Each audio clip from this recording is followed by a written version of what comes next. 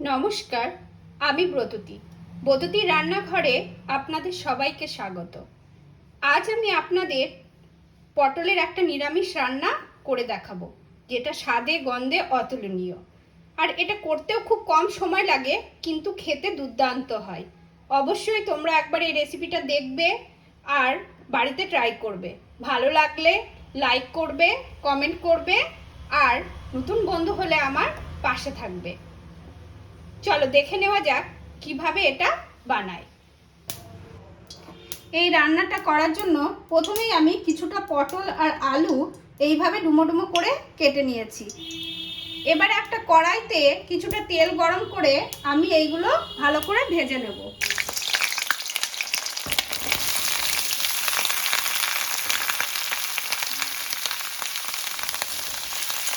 আমার আলুটা আর পটলটা একটু ভাজা হয়ে গেছে। আমি এবার একটু লবণ আর হলুদ দেব। তোমরা প্রথমেই লবণ আর হলুদ দিয়ে এটা ভাজবে না, কারণ লবণ দিয়ে দিলে সবজি থেকে জল বার হয়ে গেলে কিন্তু ভাজাটা ভালো রকম হবে না। তাই একটু ভেজে নেওয়ার পরে লবণটা দেবে।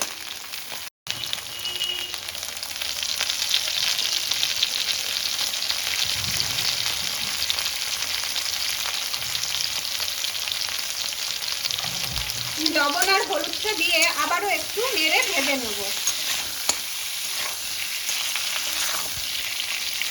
আমার পটল আর আলুটা ভাজা হয়ে গেছে। এবার আমি একটা পাত্রে এটা তুলে নেব।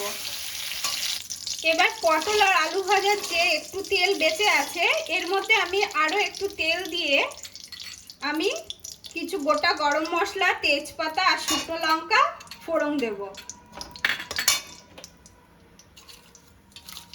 আর দেব একটু জিরে।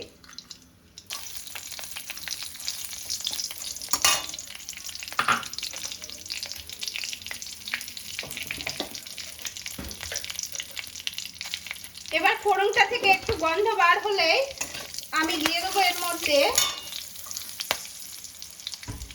বেটে রাখা একটু আদা, আর দেবো একটু জিরে বাটা, আর দেবো টমেটো বাটা। এটা দিয়ে বেশ ভালো করে একটু কষিয়ে নেব। আমার আদা, জিরে আর টমেটোটা কষানো হয়ে গেছে। এবার সামান্য পরিমাণে একটু জল দিয়ে আমি এর মধ্যে দিয়ে দেব একটু কাজু বাদাম বাটা।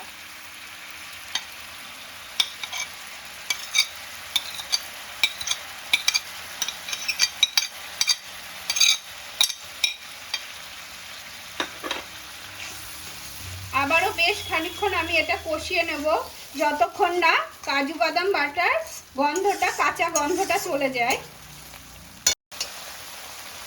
আমার মশলাটা কিছুটা কষানো হয়ে গেছে। আমি এর মধ্যে এবার দিয়ে দেবো কাশ্মীরি রেড চিলি পাউডার। তোমরা যদি ঝাল খেতে ভালোবাসো তাহলে এর মধ্যে শুকনো লঙ্কার গুঁড়ো ব্যবহার করতে পারো।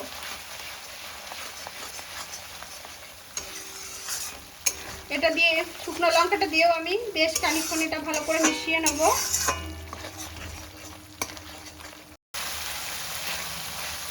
আমার মশলাটা কষানো হয়ে গেছে, দেখে বুঝতেই পারছো চারিপাশ থেকে তেল ছেড়ে এসছে।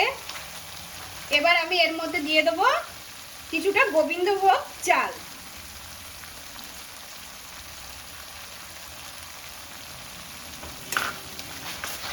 এবার এই চালটা দিয়েও আমি একটু নেড়ে নিচ্ছি।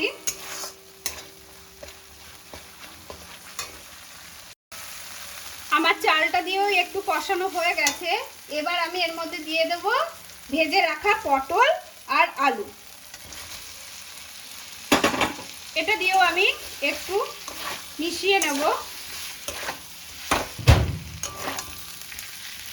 আমার চালের সঙ্গে, মশলার সঙ্গে আলু আর পটলটা একটু নেড়ে নিয়েছি। এবার আমি এর মধ্যে দিয়ে দেবো গরম জল। কিছুটা গরম জল আমি এর মধ্যে দিয়ে দিলাম। তোমরা অবশ্যই এই সময়টা একটু লবণটা চেক করে দেখবে যে লবণটা ঠিক আছে নাকি, তাহলে এই সময়টাই দিয়ে দেবে। না হলে আলু আর পটলের মধ্যে কিন্তু লবণটা ঢুকতে পারবে না। আমার একটু লবণটা কম হয়েছে, তাই আমি এখনই দিয়ে দিচ্ছি। দিয়ে এটা সিদ্ধ হওয়া পর্যন্ত আমি অপেক্ষা করব।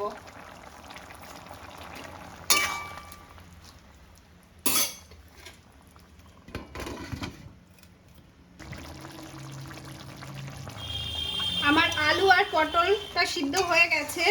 এবার আমি এর মধ্যে দিয়ে দেবো একটু চিনি।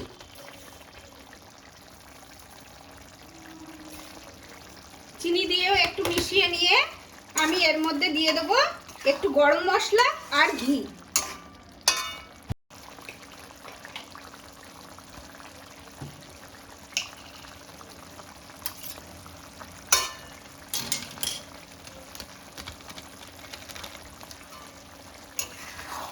এবার ঘি গরম মশলা দিয়েও আমি একটু মিক্স করে নেব।